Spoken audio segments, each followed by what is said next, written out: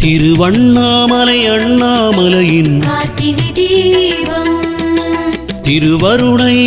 அருணாச்சலத்தின் கார்த்திகை தீபம், அடியார்க்கடிமை போற்றும் சிவனின் கார்த்திகை தீபம், அங்கங்கே சிவமாய் நிற்பவன் கார்த்திகை தீபம், அஷ்டமூர்த்தியாய் அண்ணாமலையின் கார்த்திகை தீபம்,